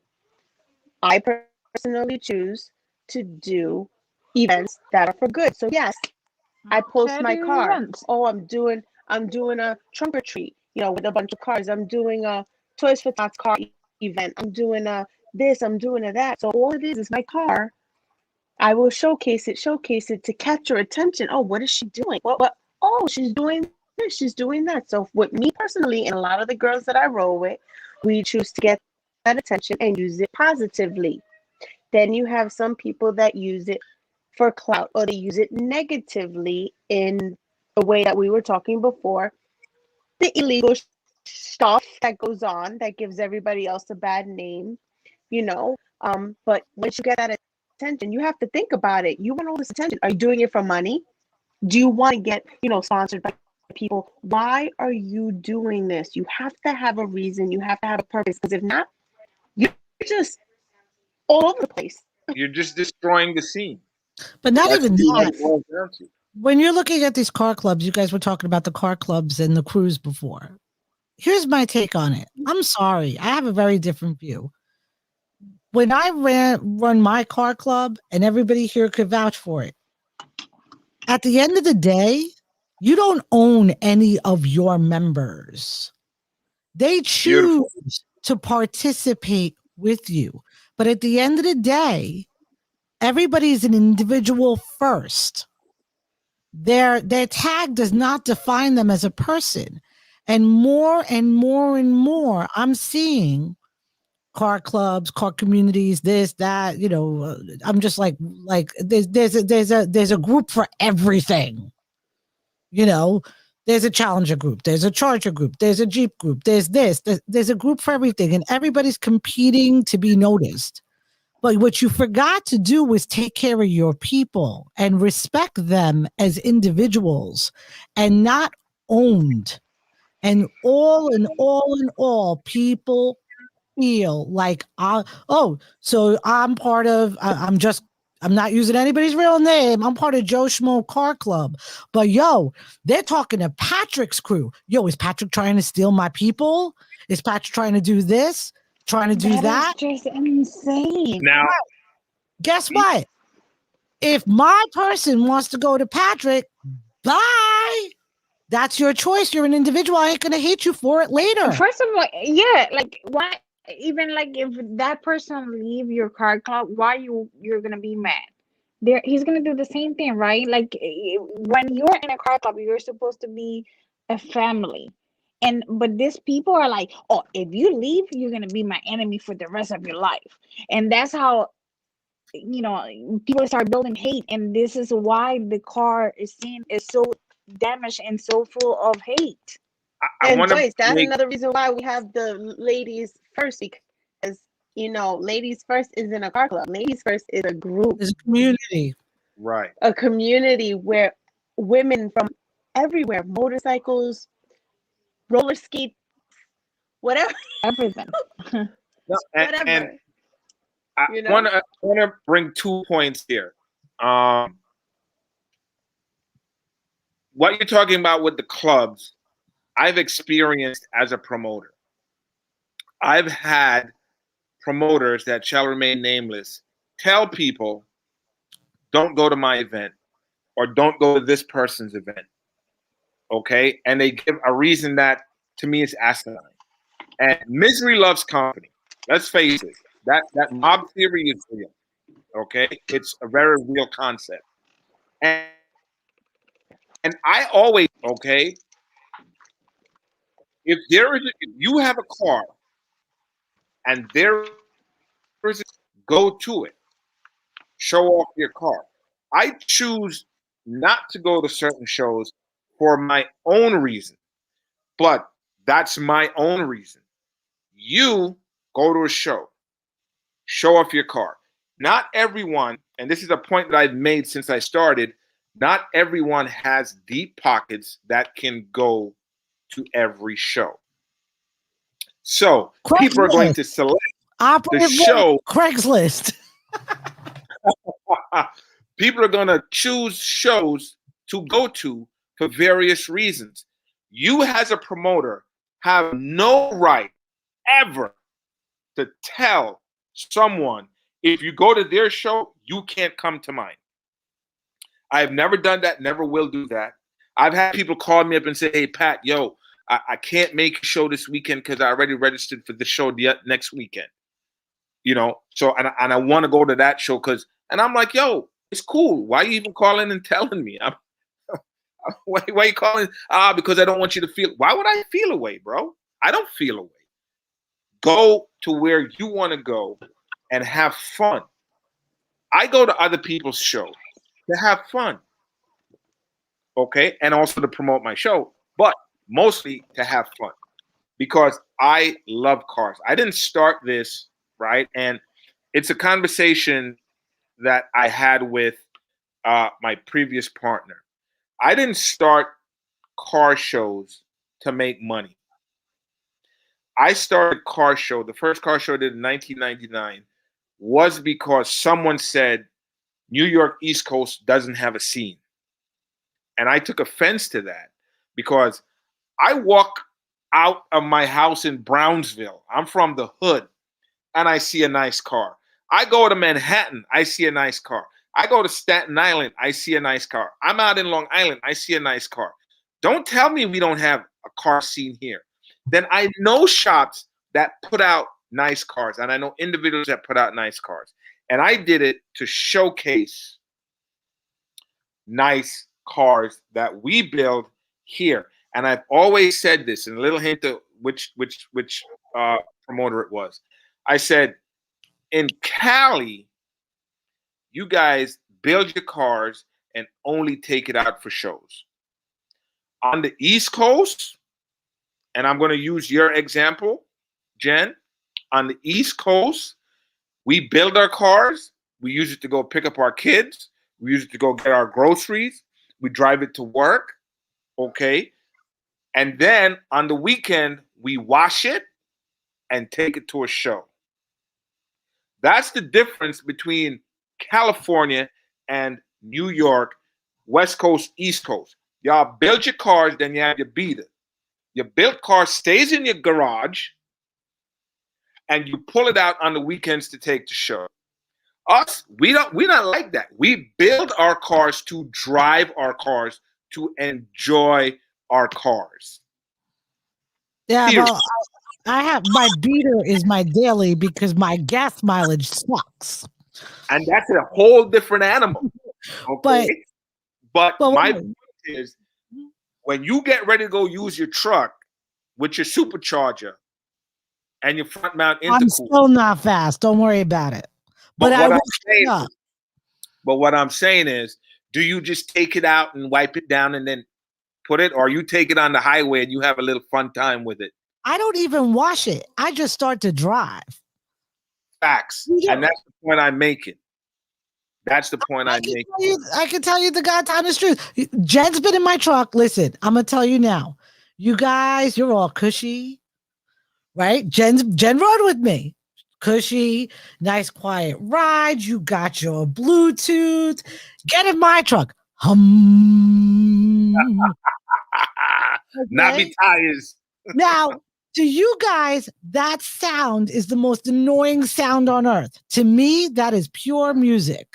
And that's the beauty of individuality.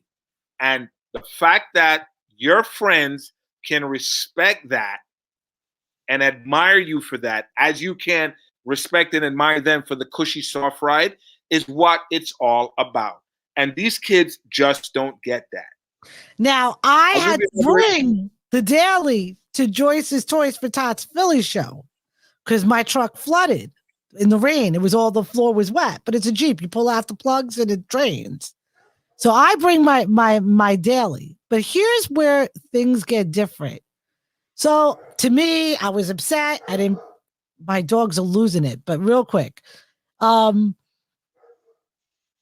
write down. I'm like, man, I don't have my Jeep. Man, I don't have my Jeep. You know what's funny?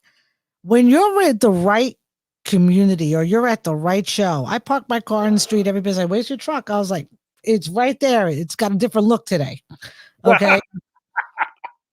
Okay. And everybody's looking at me. Nobody really cared at the end of the day. No. At the end of the day, I was with people that respected me for me. Exactly. Not just the car I drive. You came out and supported your team, even though your vehicle was down. Could I tell you how many guys I hear? I'm in a shop and he's like, oh, my boy's doing this, but I'm not going because my car's not ready.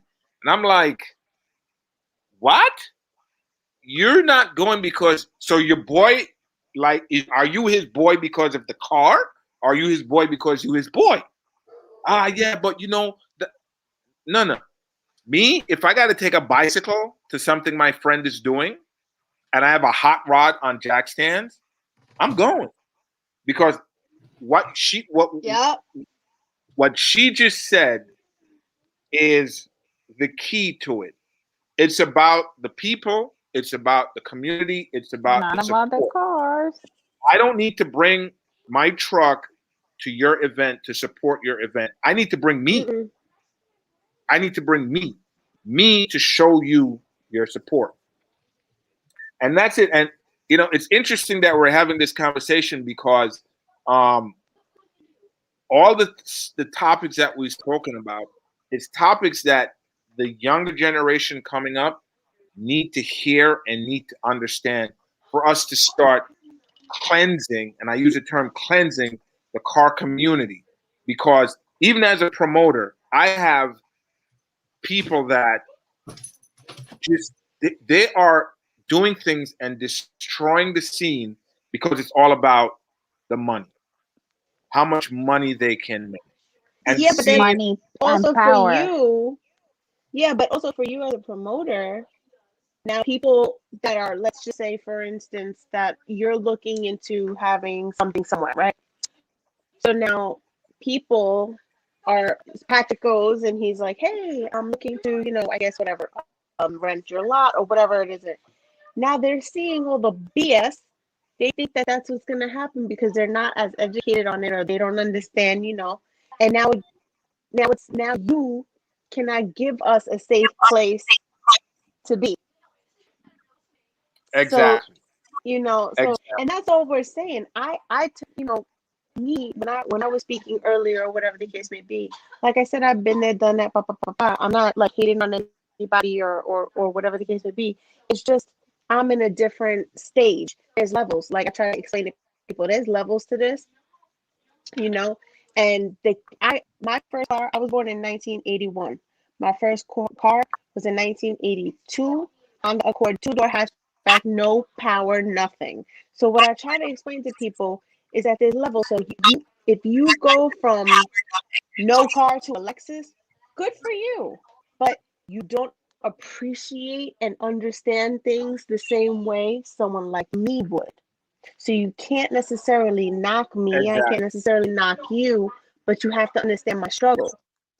So it's like somebody that doesn't go to college, but they're successful because they had to work really hard to get where they got. There were levels that they had That to, is true. steps that they had to take to get to where they needed to be. And I feel like this day and age, these kids just want to make money, go from 0 to 100.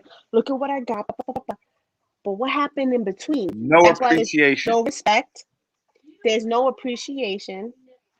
There's no understanding. There's no common sense. Zero common sense. And that's why they And don't that's care all if we're they damage saying. the car scene Yeah, because they went from 0 to 100 without building anything. And they don't. that's It's the journey more than the destination, and that's what I tell my daughter. It's not getting there that makes you. It's the road you took to get there that makes you. the journey. And Yeah. a lot of these people who, even those who had to work to get there, sometimes they forget that they have to fight to get there. And they're so busy putting out this image of look at my success, look at my this, look at my that. And my man, more important than your success is teaching people how you got there. I had to sleep Exactly.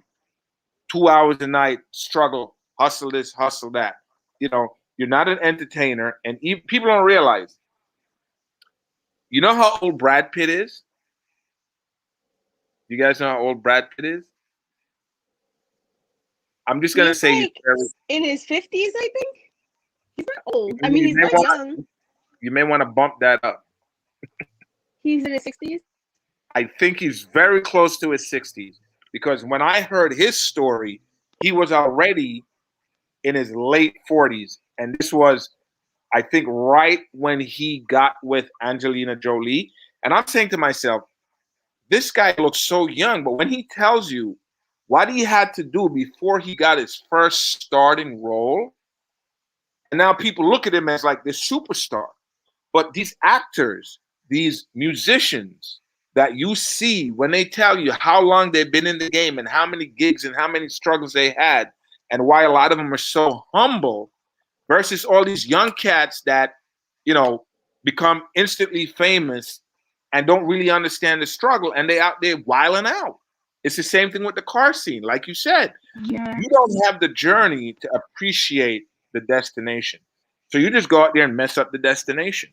Or even the respect for the older ones that have been there, done that, and are trying to explain it to you. Like, you know, they're just, you know, like, we it's because we've been on that journey and we're just trying to explain it to you. You know what I'm saying? But, you know, it's kind of like, I, I really do try to tell my daughter, she's I like 11, you know, and she's in that period, you know. But I try to No, explain but to she her, like, I try to break understands. things. Yeah, I try to She break things down understands. to her. You know what I'm saying? Like, I didn't have this, I didn't have that, and you know, I make her keep her grades. My daughter hit honor roll twice. You know what I'm saying? So I'm like, she knows that if she doesn't, she gets her phone taken away or a tablet or something. You know what I'm saying? So you don't deserve anything. You have to earn it. You Right. know. So that's why I feel like And they need to understand that a little bit. what you're But isn't saying it is, is very key, because I have come to realize that when you just give, okay, without accountability, then there is no appreciation. And when there's no at all? appreciation, then there becomes recklessness. Then there becomes actions without thought, because there's no accountability. Mm, Okay? yeah. The accountability comes when something bad happens. But guess what? When something bad happens, it's too late. These guys have invited me to come out to their shaker and their drift and their takeovers, and I tell them no. Oh, why? But we support your event. Yes, I understand you support my event, but my event is held in a safe place where you could bring your kids. In a safe It's environment. about image. Exactly.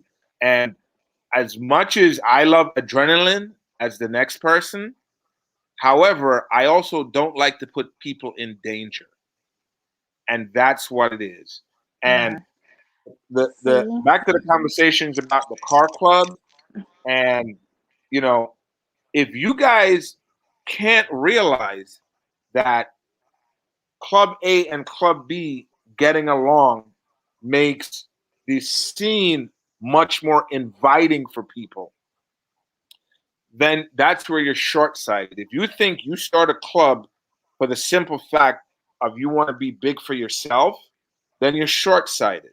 The greatest gift you can give or get is the joy of giving, and not what you've earned for yourself, but what you can give back. Because when Yeah, you give the back, problem is that a lot of everybody. people Mhm. they wanna be leaders, but they're not. And that's the problem because what they're doing is they're guiding this young people to do wrong things.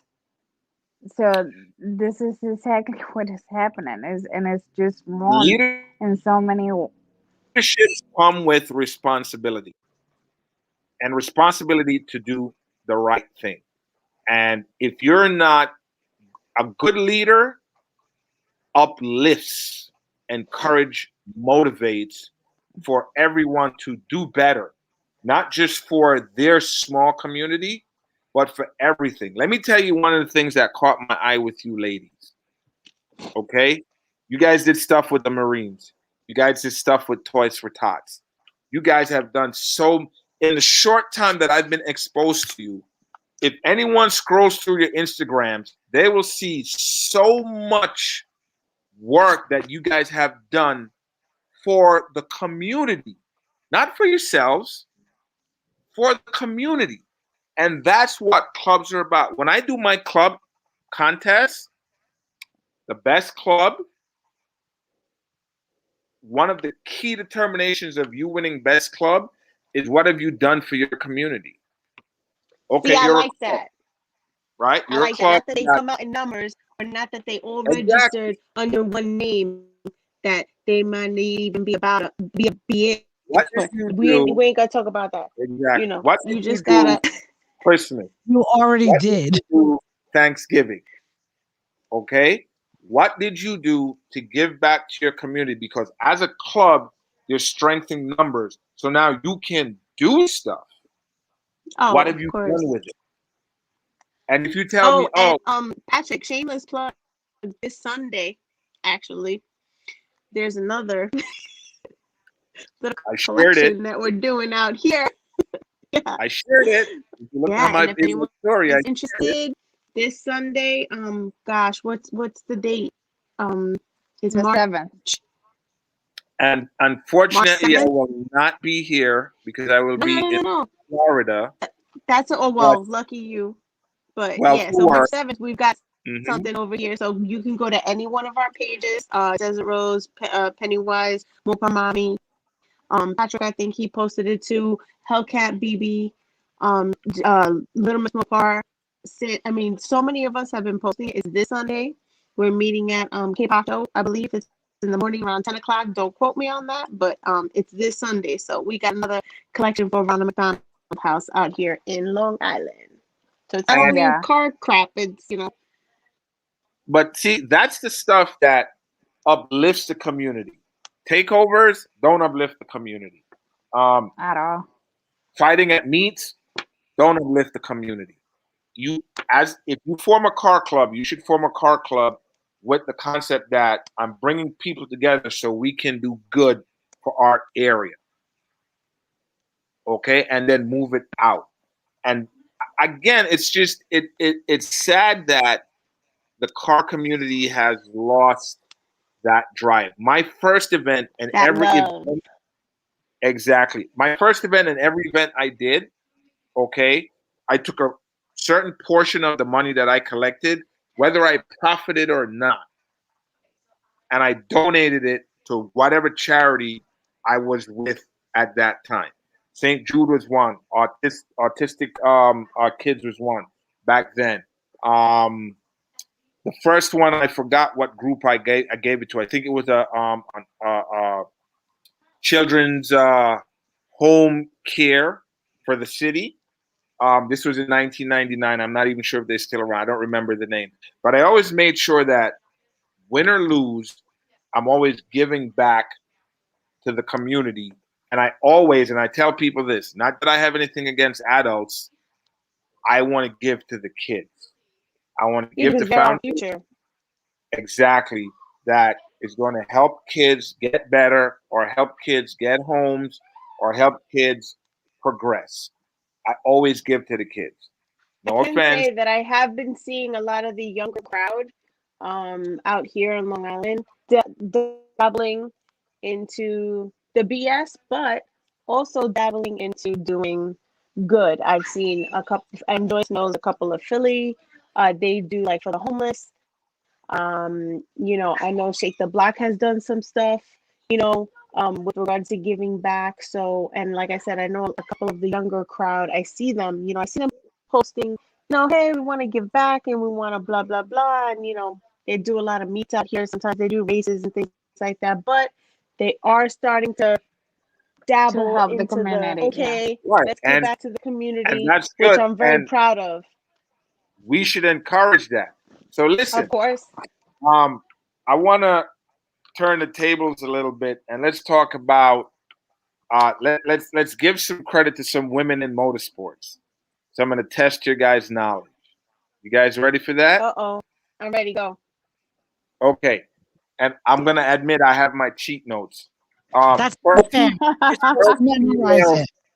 first female drag racer. I did not study, so I'm gonna get a 0.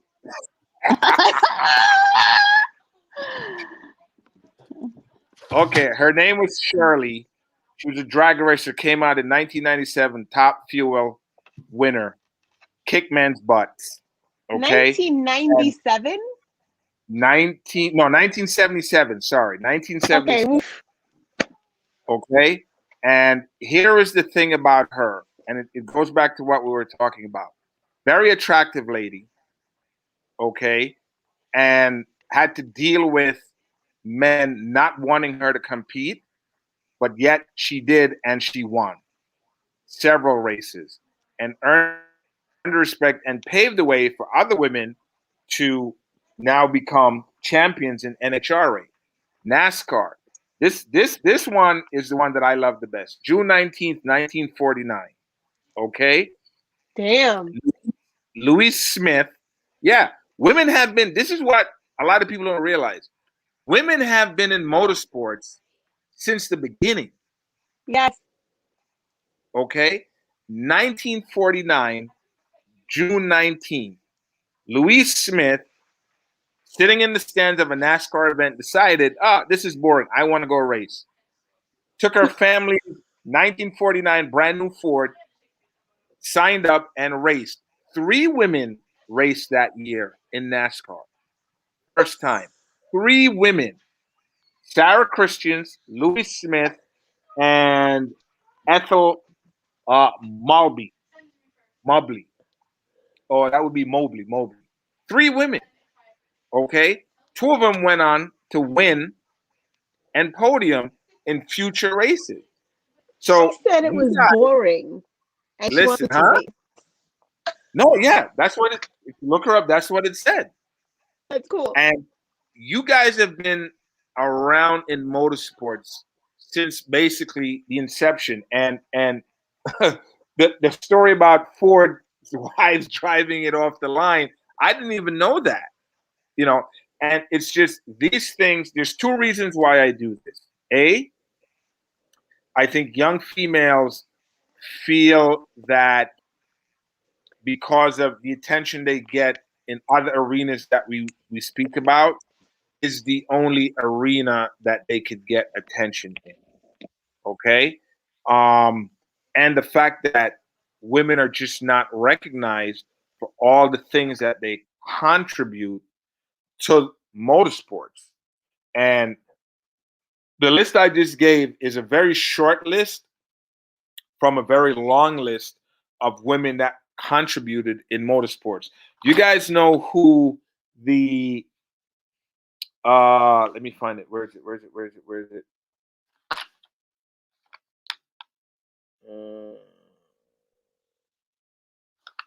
did I write it? Okay. Erica Saunders. Do you know who that is? No. Erica Saunders is the Pro Stock NHRA champion for 2020. Yes. 2020 Pro Stock NHRA champion is a female. See what I'm saying? These are things It took us that a while, but we got it. we need to show the younger women of this generation that yes, you can be attractive and you can be powerful. I have to give a big shout out to someone. I don't know if you guys is going to know who it is. Okay. Lisa Kubo. Does anybody know who Lisa Kubo is? So Lisa Kubo was the winningest women in NHRA import drag racing history. Not only was she a woman that drove, but her husband is the one that built the car and she knew everything about the car. And she was a fantastic person. And that's what I found when I meet a lot of the female racers. They're so down to earth. They're so friendly. They're so inviting. They're so welcoming. And sometimes you meet some of the dudes and they're like, who are you? I've never had a female in motorsports with me walking up all nerdy glasses and stuff say, who are you? I don't have time. Never. And it's just the value that you guys bring to the motorsports needs just to be highlighted right now. And I hope that And we're so excited. I'm hoping that other promoters follow this lead. Because someone had to take that step, and that definitely was you. I mean, Patrick, thank you so much. I really appreciate you for taking this time, to actually explain all this stuff and, put this thing together. We're so excited with regards to, May 16th. 16th. Mm-hmm. Yeah, May 16th. I'm like, I keep forgetting the day, May 16th. You know, definitely we're gonna keep promoting it. You know, little by little, I know you putting different people on the flyers and and stuff like that. Well, Um, for that portion of the event, you guys are the official sponsors of that event. that's amazing. If you put I think Russia may have a logo. I don't know. Somebody, if you happen to do Yeah, it and you you update sent me the anything, just logo. Hmm. yeah, So the new just let flyers us coming out. know. Give it to us. We'll definitely promote that. Everywhere as well. Russia, is there any last words you have? I mean, he really covered everything. You are the best one person we've had so far. Joyce, Joyce had to Joyce's phone go. died. Her phone died. So, she wanted me to basically say thank you so much for coming on. We really No Yeah. problem. It appreciate was my you. pleasure. And I Um, really want to just say to everyone that's listening and everyone that's going to see this, what you women are doing for motorsports. I, and I'm not saying what you guys are doing for women in motorsports. I'm saying what you guys are doing for motorsports is absolutely amazing. And I want you guys to really, I personally want to congratulate you guys for putting this together and making it happen. Fantastic. I love everything that you guys do. I've been watching your stuff since I was introduced to you guys, and I was just amazed. So, give yourselves a round of Thank applause. I you. think that applies, and keep up the Thank work. you. And I'm going to be right there supporting you guys. Wonderful. We appreciate We will that. see you. We will see you closer to the event. I know April Yes. 1st. Is April 1st registration opens up. Right. I may open up before that because I've been getting so many calls from women. Just when are you opening? When are you open? I want to register. I want to register. You So should I might open for the open up. women first. Just saying. Ladies first. Actually, that, that was my plan. Yeah. That was my Ladies plan. first. I'm hoping that we get such a turnout of women at this event with Me their machine too. that it's just going to, like I said, The guys are gonna fight to get in there just to see. well, it's I just want it to be something where everyone could say, "Wow, you know, we didn't know that," and it's like, "Well, you should have." You know what I mean? Yep. And that's really what it is. And I'm hoping You're that other definitely promoters paving the way. follow and thank you for that. Like I said, I mean, You are. it's just, and it goes back again to my grandmother and my mother, seeing these women. And the one story I didn't tell you, I'm gonna tell you real quick. So the first time I experienced stick shift driving, my aunt in Jamaica, Oh, and this was back in the early '80s, right before I came to the country, and she was ripping through these gears. And I'm like, and as a young man, I'm thinking to myself, she's just driving. That's how it was in Jamaica. Most of the cars were stick shift. And then I come here and I see like people driving stick shift, and I'm like, wow, my aunt used to tear it up. Like we're talking in and out of traffic, because third world countries, there's really no lanes. And my aunt would just be dipping in and out the same exact way my uncle would do it. And it just didn't dawn on me like, wow, there is no difference once a woman masters something. There is no difference between a woman and a man because yeah. she drove hard, my uncle drove hard, and I'm just thinking, wow, like there's no difference. I'm a man, you're a No. woman. The only difference is our genetics, our abilities are identical. Mm-hmm. So, end on that. Thank you so much, Patrick. We really appreciate you coming on here talking to us. And we will closer to if you open anything up, you let us know. I, I might just give you guys the honors of announcing it. How's that? Well, you let us know whatever you need. You let us know. I got you. Thank you very much, ladies. We'll do a Wait, big Rasha, announcement. here we We'll do a big ahead. announcement. We'll have you on so you can put up the dates of registration and what you're doing, mm-hmm. and Sounds good to me. I'm gonna send you guys something tomorrow, and then Okay. you guys let me know how you want to handle it. All right. Sure. All right, All Patrick. right? Thank you, ladies. so much. Have a good Thank night. you so much. Thank you. Have a wonderful night. All right. Bye Good bye. night. Bye. Bye.